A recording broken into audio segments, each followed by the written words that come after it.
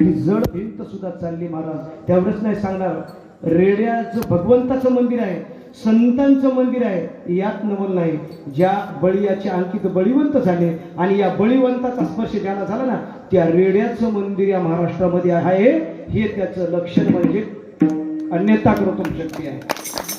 रेड्याचं मंदिर आहे महाराज, रेड्याच नाही, खांबाचं मंदिर आहे. ज्ञानोबा आहे, ज्या खांबाला पाठ लावून बसले, स्पर्श झाला, तिथं मंदिर आहे महाराज. तेवढंच नाही महाराज, जड भिंत. हे काय झालं महाराज, ज्ञानोबाराची ख्याती. आता तुकोबाराची ख्याती काय आहे? बळीयाचे अंकित आम्ही झालो बळीवंत म्हणतात. तुकोबाराची काय ख्याती आहे? तुकोबाराची क्रतुम शक्ती गाथा दिला.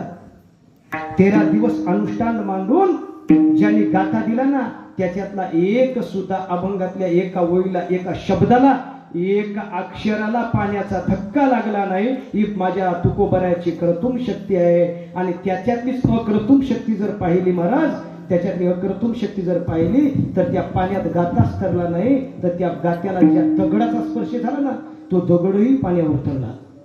याला काय म्हणावं? क्रतुम अक्रतुम शक्ती. तुकोबाराची अन्यथा क्रतुम जर शक्ती कोणती पाहिजे असेल तर महाराज, मेलेलं मूल जित्त उठविलं, याला काय म्हणतात? अन्यथा क्रतुम. जे आपल्या हातातच नाही, त्याने मेलेलं मूल भगवंताच्या कृपेनं बळीयाच्या संकेत बळीवंत झाल्यानं तुकोबाराच्या